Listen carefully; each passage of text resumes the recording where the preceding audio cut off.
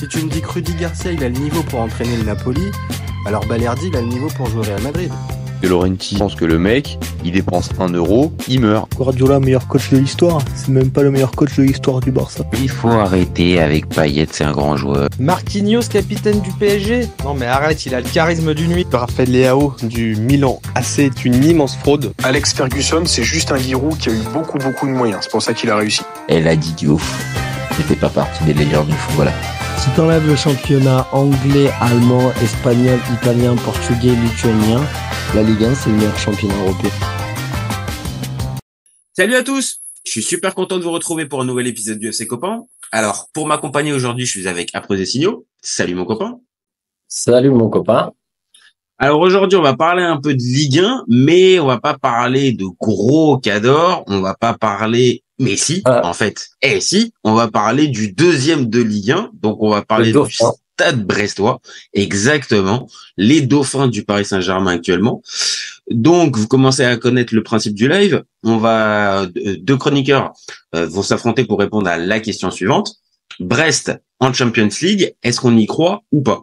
Alors, de mon côté, je vais défendre la théorie que oui, Brest en Champions, on y croit, pendant qu'Après Signaux, de son côté, défendra la théorie que non, Brest en Champions, on n'y croit pas. Toujours ok mon copain? Toujours.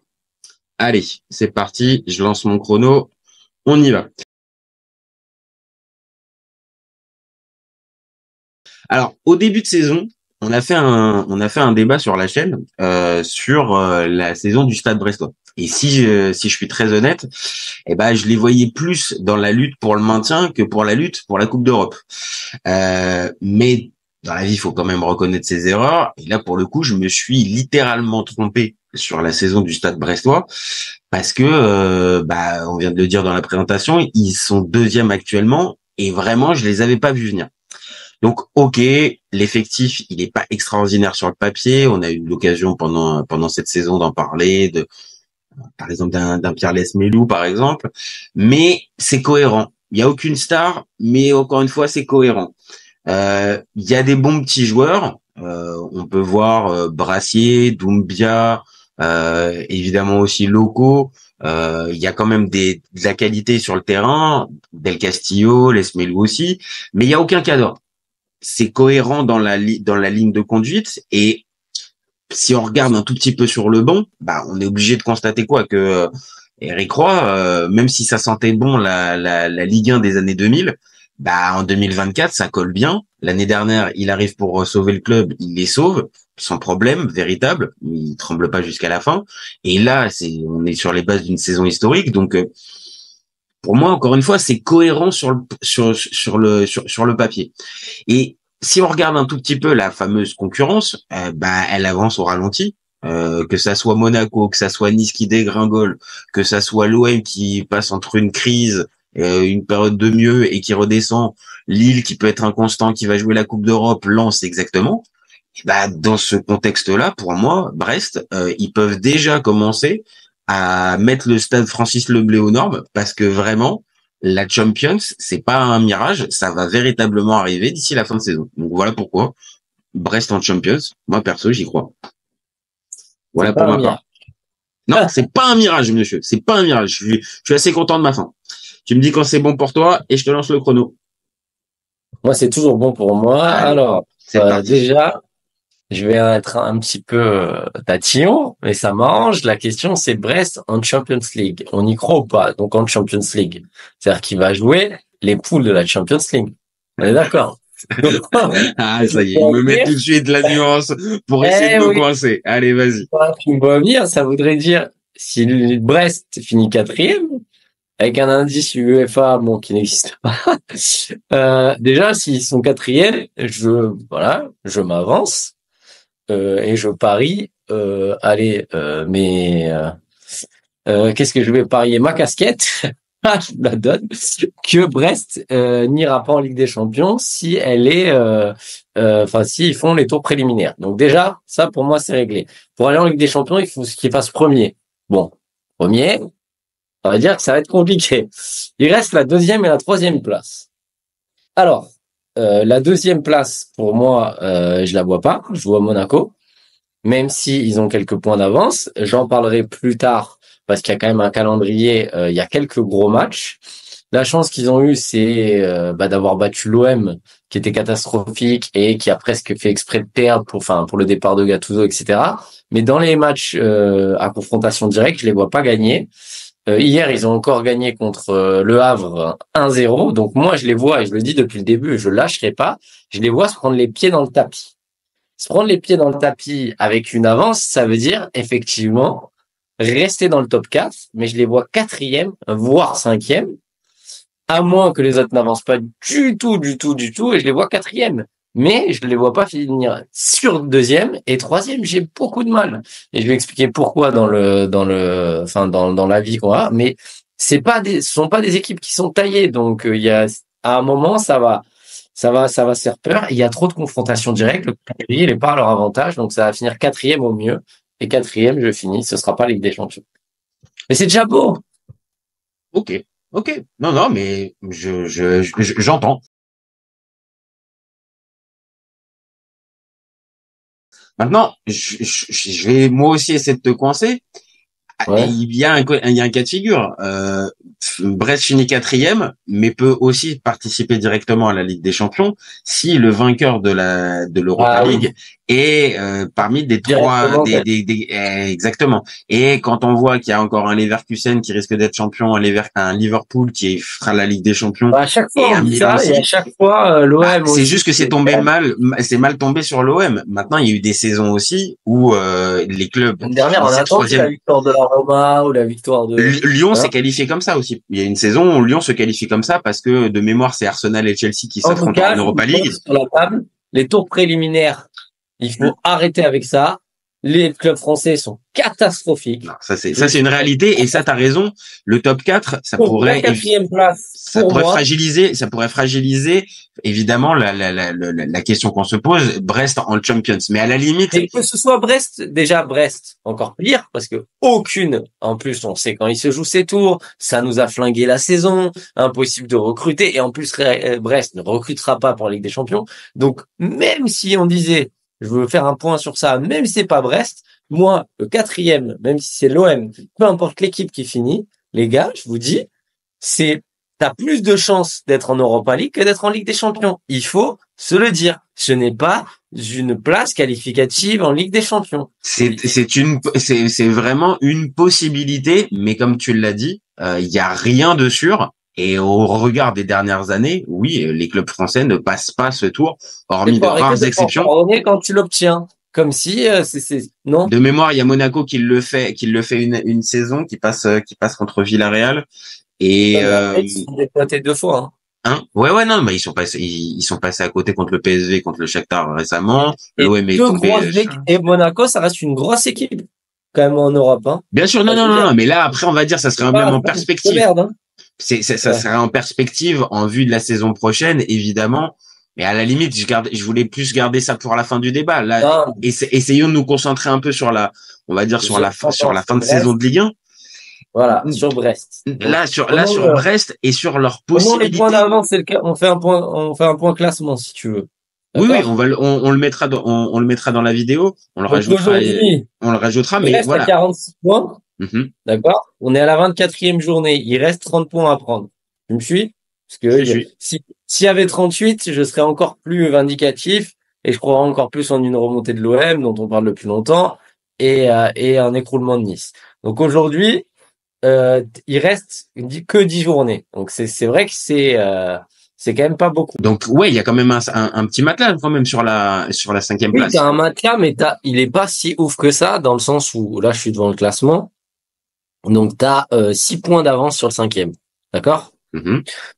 6 points d'avance sur le 5e. C'est 2 victoires, la fameuse victoire à 3 paix. Oui, Doran. Donc si tu veux, il reste que 10 matchs, mais ça c'est pour le classement dans le calendrier.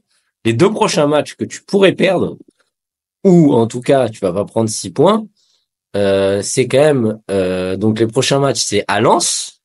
Ouais. Il faut y aller. Compliqué. Non, ça c'est compliqué. Et ensuite contre Brest. Non, contre Lille. Parce que Brest, ils vont pas jouer contre Brest. Excuse-moi, contre Lille. Exactement. Donc, tu joues 2 concurrents directs. Ça peut faire, allez, même 2 points. Même 2 points, je trouve ça bon. Donc, ça veut dire qu'après ces 2 journées, tu te retrouves rattrapé, tu sens dans le dos, là, le souffle des autres équipes. Je suis d'accord. Maintenant, ça, c'est Il faut qu'elle gagne. Il faut qu'elle gagne. Et là, c'est peut-être là que va être le souci pour Brest. Je peux te rejoindre là-dessus. C'est-à-dire, c'est cette nouvelle pression qu'on a déjà vue, là, ce week-end, contre le Havre, où on sent bien que, attention, maintenant, chaque victoire, elle devient de plus en plus importante. Elle rapproche. Et elles sont de plus en plus dures, hein. C'est ça. On ne voit pas dérouler, hein. Non, non. Là où je te rejoins, c'est que ça ne déroule pas. Par contre, on reste toujours sur un jeu qui est cohérent et des matchs qui sont cohérents. Et ok, c'est jamais gagné, hormis quelques rares exceptions, avec 2 ou 3 buts d'écart. Par contre, ça reste maîtrisé. La défense, elle reste bien en place et on le sait. En Ligue 1, t'as toujours le socle, je suis d'accord. Et c'est ça. Et en Ligue 1, si t'as la bonne défense, les mecs qui coulissent bien, les mecs qui s'entendent bien, je te dis pas que c'est top 4 assuré à chaque fois, mais on les connaît, ces exemples, saison après saison, d'équipes qui sont surprises et qui arrivent à se retrouver dans le trio ou dans le quatuor de tête, alors que on n'y croyait pas, mais ils ont cette fameuse bonne défense ou ce fameux socle. Et pour moi, ils ont ça, en fait, Brest, cette saison. Donc, ok, j'entends la double confrontation Lens-Lille qui va peut-être aussi déterminer un peu le reste de leur fin de saison. Mais de l'autre, il y a quand même aussi derrière le calendrier, il y a pas que des cadors derrière, hein. Non, on va regarder. Moi, je te dis juste, on va pas faire toute la compta. Je te dis juste que sur la dynamique de Brest, ce qui a été fou, c'est que Brest est allé faire un nul au PSG. Je te reprends un peu par rapport à ça, là, sur fin janvier. Ensuite, ils avaient fait de mémoire, ils avaient fait un 0-0 contre Nice. Donc, ce qui était pas dégueu. Mais après, le match, je défends Brest, mais le match, c'était pas régalade non plus, hein. Le Brest-Nice, on s'est pas forcément régalé non plus, hein. Ouais, on sait bien, ouais. Non, mais c'est vrai, t'as raison de le dire. Ensuite, ce que je veux dire, c'est qu'il y a une dynamique où tu vas foutre si je dis pas de bêtises, tu vas foutre une tôle tu fais match nul contre Clermont. Tu vois, donc déjà. Qui est pas une bonne opération, Et qui est pas une belle équipe. Et tu vas foutre un 3-0 contre Strasbourg. Ça, ok. Et un 1-0 contre l'OM, qui est un miracle parce que l'OM se saborde. Mais t'es pas sur une dynamique.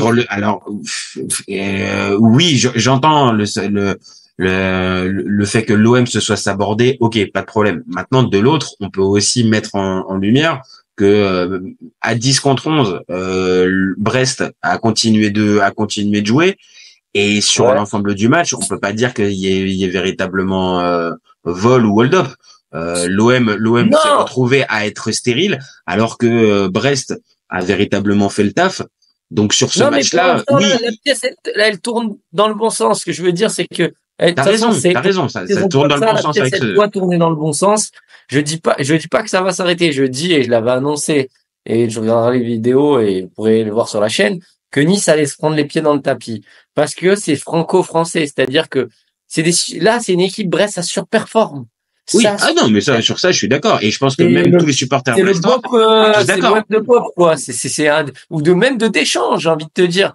Sauf que derrière, c'est pas des mecs qui sont programmés pour ça. Non, donc, tu sais à qui ça me fait penser? Je sais pas si, tu vois, mais ça me fait penser au LOSC de René Girard. Donc c'est après. Mais sauf que à cette époque-là, ça fait top 3. Ouais. Ça fait top 3. Alors évidemment, il y avait quand même d'autres joueurs. Il y avait des Balmont, il y avait encore des Mavouba, il y avait un Salomon Kalou et d'autres. Ils sont taillés pourquoi Brest? Ils sont taillés pour le maintien. À la base, déjà, oui. Là, cette saison, l'objectif, c'était le maintien. Faut être honnête. Jouer l'Europe, déjà, c'est beau. Jouer l'Europe, déjà, c'est beau. La Conference League, il serait à la limite déjà au-dessus des attentes. Parce qu'après, il faut savoir ce que ça va créer dans le vestiaire, on va en parler. Moi, je te dis, le sprint final, on va le regarder. Il va y avoir des problématiques internes, des mecs qui vont vouloir se montrer, qui vont vouloir être vendus et qui vont jouer un peu pour leur pomme aussi. Sur ça, je vais te rejoindre, même si je pense que Brest va faire top 4. Évidemment, la gestion de ce fameux top 4. Parce que là, ça arrive. Avant, tu sais très bien comment ils font, les entraîneurs de Ligue 1. Ils disent, on prend les matchs les uns après les autres, on joue. non, on est deuxième, mais tu te rappelles, c'est qui qui avait dit quand il était premier, on joue le maintien, c'est Giroud qui disait ça. Quand tu Et disais, après, Giroud, c'est l'emblème de on joue le maintien alors que on est placé dans la voilà. zone. Mais ils sont quand même comme ça, c'est-à-dire que Brest, même deuxième à la fin des matchs des premiers matchs de la première partie je vais y arriver, la première partie du championnat, même s'ils avaient été premiers, jamais ils se seraient dit on est champion. Non, bien sûr. Oui, mais sauf que là, attends, on arrive à un moment où là ils peuvent commencer à y penser. Voilà. Bien sûr. Sauf que eux, de l'autre côté, on va dire moi qui les défends, je vais te répondre tout simplement. En fait, cette pression-là, eux, ils la ressentent pas parce que de toute façon, ils sont pas programmés là-dessus. Donc, ils sont déjà sur de la surperformance. Donc, mais ils vont commencer à la sentir. Peut-être. Et peut-être dans le sprint final, il y aura peut-être moins de jeux libérés et peut-être que les gars, comme tu as dit, réfléchiront à leur situation perso et peut-être que ça rentrera. Mais là, dans ce qu'on voit, c'est pas les signes de ce qui est renvoyé par Brest. Là, on a une équipe, encore une fois. Regarde, il faut aller, tu vas à Lorient, tu reçois Metz, bon, ça, c'est bon. Tu vas non, à après, Lyon. c'est deux équipes qui jouent leur vie. Et Metz vient d'aller gagner à Nantes. Lorient est sur une belle série. Ils sont sortis de la dernière place. Lyon, bon, voilà, Lyon a perdu. Lyon, c'est roue libre, hein. Lyon, en Ligue 1, la fin de saison, elle est roue libre. Ils vont tout miser sur la Coupe de France. Le championnat, ils sont quasiment maintenus et ils peuvent plus rien obtenir. Et donc, attends, à la 30e, tu joues contre Monaco, qui va jouer sa peau pour... Ça, c'est un vrai gros match. Ouais. Ça, c'est un vrai gros match. Mais rappelle-moi, si je me trompe pas, c'est au stade Francis Lebet. Ouais, c'est Brest à domicile, c'est sacrément costaud. Ah, mais attends, tu fais Monaco, le calendrier est hardcore. Tu fais Monaco à la 31e et à la 32e, tu joues à Rennes. Parce que tu vois ce que je veux dire, il y a aucun match facile après. Bon, tu joues Nantes qui sera peut-être sauvé ça à la maison, ok. Dernière journée, tu joues Toulouse. Tu vois, et tu joues Reims et Toulouse. Enfin, Reims, c'est pareil. Reims, ça va finir en roue libre. La Coupe d'Europe, ça sera trop haut pour eux. Oui. Et le maintien, il est assuré. Donc, les 2 dernières journées avant, mais moi, je te parle entre la 27 et la 31, tu peux t'effondrer. Voilà. On va dire là dans ce que tu viens dans ce que tu viens de voir, dans ce que tu viens de dire avec le calendrier, il y a deux doubles échéances. Le Lens, Lille, là pour les 2 prochaines journées, et l'enchaînement Rennes-Monaco à 3-4 journées de la fin. Sinon le reste, comme on l'a dit aussi, c'est des équipes qui vont être peu concernées ou tout ça. Et ça pour moi, c'est normalement 3 points dans l'escarcelle en fait. Mais tout dépend des locomotives derrière, tout dépend de qui. On est obligé de voir que ça va au ralenti, tu vois, ça va au ralenti depuis quelques semaines, et c'est comme ça aussi que Brest a réussi à se faire sa place à être à la deuxième place. Ou 3e. Il n'y a pas 1000 équipes. Lille, moi je les vois bien. Et après t'as quand même pour une place que Brest peut récupérer, t'auras Lens, l'OM et Nice. C'est beaucoup quand même, hein. Ça fait beaucoup. Je suis d'accord. Et c'est des équipes que eux rencontrent directement. Après, faut bien regarder aussi, tu vois. Allez, on va même dire, il y a 4. En fait, il y a 4. Allez, Lille. Ouais, il y a 5 équipes pour 2 places. Voilà.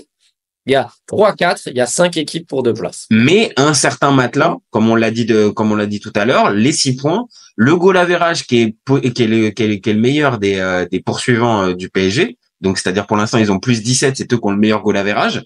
Et ça, alors à voir si cette année ils ont pas changé la règle. Non, je crois qu'on reste toujours avec le goal average qui passe. Donc ça veut dire que aussi potentiellement, en cas d'égalité, Brest peut peut-être aussi passer devant une de ces équipes-là, tu vois. Et puis après, pour une question, demandons aux supporters brestois et tous les gars, peut-être ça vous ferait kiffer d'aller en Ligue des Champions. Mais moi. Oui. Là, je te réponds directement. Je suis pas supporter brestois, mais je me mets à leur place. C'est évident. C'est peut-être la seule fois dans leur vie où ils vont pouvoir la jouer. Donc, évidemment qu'ils ont envie. Oui, mais tu penses pas que c'est too much? Non, va dire ça aux supporters toulousains qui ont eu la Coupe d'Europe cette saison et qui se sont retrouvés en 16e de finale à battre Liverpool et à jouer Benfica. En Ligue des Champions. Eh ben, dis-toi, c'était l'Europa League. Alors, imagine la Ligue des Champions. En Europa League, ce sera déjà énorme. Tu vas en Ligue des Champions, qu'est-ce que tu vas faire? Qu'est-ce que tu vas faire en Ligue des Champions? Tu prends des photos. Ouais.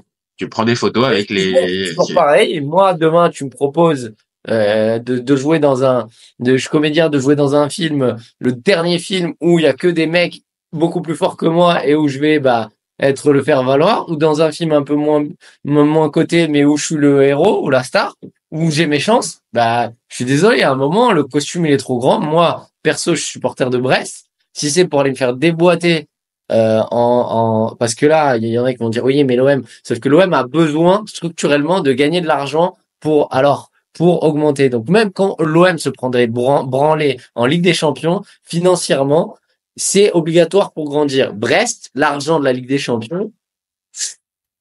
Ça c'est la vraie limite. Et là, non, mais c'est la vraie limite. Et là, c'est là où je peux te rejoindre sur un endroit. C'est que si ça va en Ligue des Champions, derrière, je serais pas forcément très optimiste. Et pour Brest, et pour la Ligue 1, la Ligue des Champions. Et c'est ça. Maintenant. Ouais, vas-y. Vas-y. Non, ça va rien t'apporter, la Ligue des Champions. Ça va rien t'apporter, on va dire comme ça, quand on prend de la hauteur et on regarde ça de manière un peu extérieure. Maintenant, comme tu l'as dit tout à l'heure, si tu poses la question au supporter brestois, encore une fois, je reviens dessus. Le supporter brestois, il s'en fout de ça. Et même la branlée 5 ou 6-0 sur un gros, encore une fois, c'est Brest en Ligue des Champions. Donc, il y a un côté aussi où, oui, on est tous fans de foot et supporters d'un club pour que ce club-là, un jour, remporte un titre ou fasse quelque chose d'historique. Donc là, ça serait historique. Oui, derrière, forcément, il y aurait tout un tas de problématiques qui se mettraient. Tu vas faire Auxerre 2010-2011. Donc Auxerre, c'est 2-0 le Milan. Le Real qui avait gagné que 1-0 chez eux, on s'était tous enflammés. C'est pas dégueulasse la campagne L'Ajax d'Auxerre. Ouais. L'Auxerre qui bat un peu l'Ajax, qui ça repère 2-0 et ça prend 4-0. Après, on parle d'Auxerre, hein. Alors, Auxerre, certes, ça peut peut-être être similaire en termes de capacité de ville, tout ça. Maintenant, on parle pas du tout des mêmes clubs, hein. Auxerre, ça fait des demi-finales de Coupe d'Europe, ça participe à la Ligue des Champions plus d'une fois. Et c'était entre guillemets, un autre football. Donc, Auxerre, on peut juste comparer sur des petits clubs. Maintenant. Auxerre, je m'en rappellerai tout le temps, leur fait de gloire sur cette campagne. Ils ont battu l'Ajax, mais c'est surtout d'avoir perdu que 1-0 contre le Real. Oui. Maintenant, encore une fois, c'est maigre, hein. Oui, mais après, quand t'es dans un groupe avec Real, Milan et l'Ajax, excuse-moi, c'est difficile d'exister, en fait, hein. Et même pour n'importe quel club de la Ligue 1. 0-2-0. Et pour n'importe quel club de Ligue 1, ça serait compliqué d'exister, hein. Ouais. On va pas se mentir, hein. Le PSG, même maintenant, dans un groupe comme ça, il fait pas carton plein, hein. Ah non, mais non. Tu vois, donc à la limite, Auxerre, c'est peut-être un exemple qui peut être similaire, mais difficile d'arriver à se projeter. Maintenant, comme tu l'as dit, il y aura peut-être l'écueil du tour préliminaire, il y aura peut-être d'autres difficultés. Maintenant, encore une fois, quand on reprend juste là notre débat pour savoir s'ils peuvent faire top 4, pour moi, ils ont les ingrédients. Et encore une fois, on parle pas beaucoup du terrain, mais les joueurs, ils les ont en fait. Les joueurs, c'est cohérent, on l'a dit, Brassier, Loco, Kamori Doumbia au milieu, Lesmelou, Castillo. Il y a peut-être juste devant Mounier, Le Doiron et Satriano. Ça manque peut-être d'un tueur, et dans le sprint final, c'est peut-être ça aussi qui peut les pénaliser. Mounier, c'est presque Ligue 2 le niveau, hein. Super joueur de tête. Vraiment limite un top player de la tête, mais par contre un top player, t'en voles pas. De la tête. Ah si, il y a une stat qui est sortie il y a pas très longtemps c'est un des meilleurs joueurs de tête des 5 grands championnats. Ah mais dans les pieds, c'est Ligue 2. Ah mais oui, donc la balance fait que voilà, ça reste un attaquant très moyen de Ligue 1. Ah oui, voilà, il y a pas de le Doiron, enfin t'es gentil, c'est. Non, mais c'est collectif, tu vois. Là, par exemple, dimanche, c'est un Lesmelou qui vient de marquer le but. Et normalement, Lesmelou, c'est pas lui, c'est pas son rôle premier d'aller marquer, tu vois. Lesmelou, je croyais, par rapport à l'histoire de Rennes, qu'il allait, parce qu'il est monté au créneau, c'est normal, il pouvait gagner 4 fois son salaire. C'est le dernier gros contrat peut-être le dernier gros contrat. Inespéré, surtout, ils l'ont carré, je comprends pas. Bon, voilà, mais je pensais qu'il allait péter les plombs. Mais c'est un mec intelligent parce qu'il se remet au taf, il bosse, et peut-être qu'à la fin de l'année là, vu qu'ils l'ont pas laissé partir, cette fois-ci il ira. Et je pense que dans la stratégie, c'est pas bête. C'est-à-dire, vu la série des Brestois depuis le début de saison, de se dire que tu finis la saison derrière, t'auras sûrement aussi d'autres offres qui vont arriver. Après, regarde Kaleta Tchar, hein. Kaleta Tchar, Liverpool, il a jamais eu. Tu sais très bien que le mercato de d'hiver, c'est là où il y a les plus grosses dingueries. Je vais sortir. Oui, mais est-ce que Kaleta Char qui doit Faubert, il partir à signe, Lyon, Faubert, il signe au mercato d'hiver. Vitinha, il signe au mercato d'hiver. C'est là, c'est un mercato de rajustement, donc du coup, tu prends ce qu'il y a. Et tu t'enflammes un peu, quoi. bien sûr, maintenant, est-ce que véritablement sa cote va baisser s'il refait 6 mois derrière à Brest et ça a l'air Non, d'être le mais il cas? n'aurait pas le contrat juteux qu'il aurait eu regarde, c'est Rennes. Si Rennes avait recruté ou, quand le mercato est ouvert, prend un profil équivalent différent, il sera en concurrence avec d'autres gars. Il aura peut-être jamais à nouveau ce contrat. Non, bien sûr. Mais tu l'as dit, il a réussi à se remettre la tête à l'endroit. Là, on l'a dit, face au Havre, c'est lui qui donne les 3 points. Et dans son comportement, il renvoie pas le signe, en tout cas, que le gars est plus concerné ou baisse de performance. Il va signer à Lille ou à Rennes, hein. Enfin, un club comme ça, quoi, ou à Lens, hein. Bah oui, parce qu'il est déjà parti à l'étranger. Il a tenté Norwich. Et je pense que maintenant, ça reste, voilà, un joueur intéressant, mais il y en a plein. On l'a dit, Del Castillo aussi, c'est peut-être sa meilleure saison depuis qu'il est Del Castillo, il peut partir un peu à l'étranger. Il est plus jeune déjà. Il a un poste plus avancé, donc ouais. Del Castillo, ça fait pas mal de temps. Après, on l'a dit, il y a Loco aussi qui est intéressant, qui va être sollicité. Il y a Brassier aussi qui va être sollicité. Bon, un Kenny Lala à droite, je sais pas si lui aussi il est déjà parti à l'étranger, donc je pense que ça peut rester. Kenny Lala, ça fait combien de temps que il est à Mais ça reste un bon latéral de Ligue 1 en fait. Strasbourg, ça s'est enflammé, tu t'en rappelles sur Bien sûr.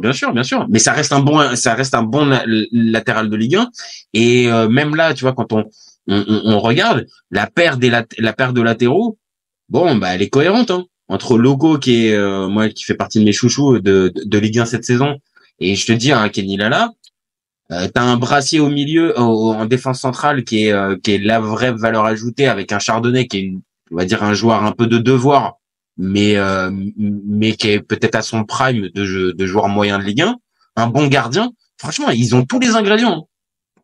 Non, c'est sûr. Après, je regarde, par exemple, un Romain Del Castillo, il peut faire une aventure à l'étranger. Il a 2 ans de plus. Ça me fait penser à Fèvre. Sauf que Fèvre, je suis en train de regarder. Ok, il a signé à Bournemouth, je le savais, mais il est aux abonnés absents, hein, mec. Hein. Il a fait 2 matchs. Hein. Non, mais après, là, il vient d'arriver. Après, Fèvre, ça a été compliqué. Pour resituer, Fèvre, il a été acheté par Bournemouth l'hiver dernier, puis reprêté dans la foulée à Lorient. Il a été bon sur la fin de saison dernière à Lorient. Là, il avait continué à Lorient début de saison, et il n'avait pas été du tout bon. Et ça faisait partie des flops de ce début de saison. Et Bournemouth l'a repris au mercato d'hiver, là, il y a quelques semaines. Donc c'est pour ça qu'il a que 2 matchs. C'est pour ça aussi. Mais je sais pas, Del Castillo me paraît un peu plus armé mentalement pour peut-être, comme tu as dit, un départ à l'étranger, peut-être. Tu vois. Les départs à l'étranger en Angleterre de ce type de joueurs, c'est compliqué. Moyen là, je sais pas pourquoi ils font ça. Pour le jeu, opportunité, il y a le contrat financier évidemment, et puis tu peux aussi avoir la belle opportunité. Il y en a, je vais pas te dire tous les ans, mais quasiment des joueurs peut-être moyens de Ligue 1 qui tentent l'essai. Alors il y en a beaucoup qui reviennent, mais il y en a certains qui arrivent à se faire une place et quitte à être même à certains moments dans un club qui descend en championship. La championship, on le sait, c'est devenu aussi un championnat très suivi où il y a de l'argent, où il y a beaucoup il y a du niveau aussi. Donc après, ça peut être ça pour ce type de joueur-là. Maintenant, je suis d'accord avec toi. Pour arriver à réussir et derrière à rebondir, c'est très compliqué. Maintenant, encore une fois, dans tous les joueurs qu'ils peuvent avoir, je pense aussi à un Doumbia ou un Camara au milieu. Alors Camara, il leur appartient, mais Doumbia, pour moi, Camara Doumbia, le Malien, il appartient à Reims et c'est un peu dommage de le perdre. Mais vraiment sur la cohérence de l'effectif, avec toute la concurrence qui déconne et qui passe de crise en situation où ça marche pas, c'est série négative. Franchement, je vois pas. Maintenant, comme t'as dit, le calendrier va nous donner vite des arguments. Ouais, bah oui, on va vite savoir. Moi, je reste sur mon truc. Je pense en tout cas que bon, c'est un autre débat, mais que l'équipe l'année prochaine, elle va exploser. et parce que tu l'as dit, Del Castillo, ça va pas. Mets-toi à la place des petits clubs comme ça de Ligue 1, des petits propriétaires. Bon, petit par rapport aux mecs qui gagnent le SMIC, voilà. Mais Oui, mais on s'est compris. Comparé, tu prends l'échelle PSG, oui, évidemment, voilà. c'est un petit. Hein. Même pas l'échelle PSG, l'échelle Lille, l'échelle, voilà, l'échelle. Oui, OM, enfin même Nantes, même ouais. Nantes, voilà, même un club comme ça, c'est un tout petit club, c'est un tout petit budget. Donc mets-toi à leur place. Ils vont vendre les joueurs, ils vont maximiser, ils vont faire du profit et ils vont recommencer. Donc l'année prochaine, ça jouera certainement le ventre mou, ce qui serait déjà bien si ça joue pas le maintien. Donc oui, s'ils vont en Ligue des Champions, il y a aussi une part moi qui aime quand même un peu la Ligue 1. C'est bien les belles histoires, mais en Coupe de France. Tu vois, c'est pour aller encore se prendre une tollée, pas passer le truc UEFA, l'indice et tout. Bon, bah, moi, voilà, je suis pas fan de ça, quoi. Il y a, en Espagne, il y a des équipes qui le font en ce moment, là, dis-le-moi, la Girona, c'est ça? Ouais, c'est ça. Mais j'ai l'impression qu'ils sont toujours un peu plus armés parce qu'ils ont plus de football. Tu vois ce que je veux dire? Là, on est peut-être moins dans un one shot du côté de Gérone ou dans ce type d'exemple à l'étranger. Maintenant, là, on est vraiment, oui, sur un type one shot où c'est une belle génération. C'est quand même la faiblesse du championnat. Oui, et c'est que ça. Conjugué à ça, t'as raison. On n'a pas de gros, quoi. Cette saison, les gros sont aux abonnés. Par défaut, quoi. Ah ouais, c'est ça. Par défaut. Donc, en commentaire, hein, vous excitez pas, genre, moi, j'ai rien contre Brest. Je trouve ça très bien. Mais s'ils étaient 6-7e, je serais plus content pour la Ligue 1 et pour eux, parce que ce serait déjà énorme. Oui, et à la limite, comme t'as dit, on va dire la Conference League, ça serait déjà une super belle aventure pour eux. Ouais. Et ça serait une compétition, entre guillemets, beaucoup plus taillée pour eux, où il y aurait peut-être la perspective de passer la phase de poule et d'avoir un huitième de finale à élimination directe, voire mieux si ça vient bien tourner. Mais oui, évidemment, là, le gap avec la Ligue des Champions va être compliqué à combler. Maintenant, c'est aussi ça le charme du foot. C'est aussi ça, et c'est aussi pour ça aussi que perso, moi je suis pas pour la Super League avec un système fermé. Tu vois, c'est aussi le charme. Maintenant, je suis d'accord pour la globalité, si on pense un peu collectif. Oui, pour la Ligue 1, c'est pas forcément une super bonne nouvelle. Non, mais c'est pas péjoratif pour Brest, mais c'est pas une super bonne nouvelle. Mais ça traduit que la Ligue 1 va pas bien parce qu'il y a pas de place forte, il y a pas de club fort, notamment l'OM.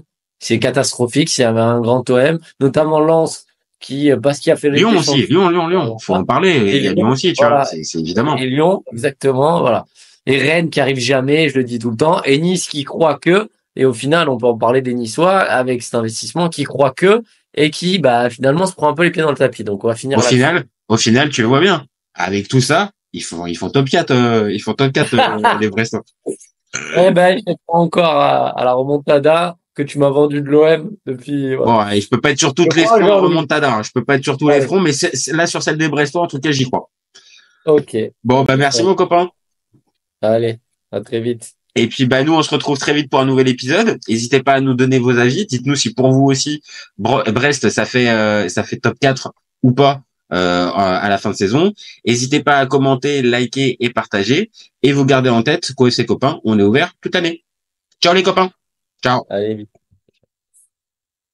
Si tu lui enlèves la vitesse, Vinicius est un joueur moyen. Mbappé là pour les pépettes et pas forcément pour la compète. Si tu me dis que Rudy Garcia il a le niveau pour entraîner le Napoli, alors Balerdi il a le niveau pour jouer au Real Madrid. Je rappelle Léao du Milan. C'est une immense fraude. Deschamps est jamais aussi bon que quand il fait du Deschamps, de la rigueur. Le débat qui est le meilleur entre Messi et Maradona, alors qu'on sait tous que le meilleur 10 argentin c'est Riquelme. Après moi je conseille aucun joueur d'aller au PSG déjà de base. Parce que Laurenti pense que le mec, il dépense 1 euro, il meurt. Pour l'euro, il est blessé, je sais pas, c'est pas Griezmann, et c'est pas si sur un champ. Je suis d'accord. Alex Ferguson, c'est juste un Giroud qui a eu beaucoup de moyens. C'est pour ça qu'il a réussi. C'est quand même pas de ma faute si je préfère Ronaldinho à Zidane. Marquinhos, capitaine du PSG. Non mais arrête, il a le charisme d'une huître. Gros problème avec ce joueur, je le déteste. Avec un joueur comme Nangolan, la Belgique sortait la France en 2018. Et là, Didio, il fait pas partie des légendes du football. À son prime, je te confirme que Hatem Ben Arfa n'a rien à envier à Lionel Messi. Entre un choc de Ligue 1 et un choc de MLS, je regarde la MLS. trouve que la feinte est grillée quand même, tu vois. J'ai pas peur de dire que Bounassar, à son prime, il avait 4 cafous dans chaque orteil. Guardiola, meilleur coach de l'histoire. C'est même pas le meilleur coach de l'histoire du Barça. Mais il faut arrêter avec Payet, c'est un grand joueur. Si t'enlèves le championnat anglais, allemand, espagnol, italien, portugais, lituanien, la Ligue 1, c'est le meilleur championnat européen. Heureusement, il y en a un avec un style différent, Diego Simeone. Cet été, il y avait encore des mecs pour dire que Mourinho, c'était l'entraîneur parfait pour le PSG. D'un moment, faut arrêter d'avoir un temps de retard. Merci pour les travaux, Kylian. Maintenant, tu peux aller au Real. Pour moi, Giroud est un meilleur neuf que Benzema. Pour moi, Neymar, je suis désolé, mais c'est vraiment le meilleur joueur du monde de poker. Totti, pour moi, c'est un meilleur joueur qu'Alessandro Del Piero. En 2023, j'ai plus confiance en Franck Hez que Max Allegri.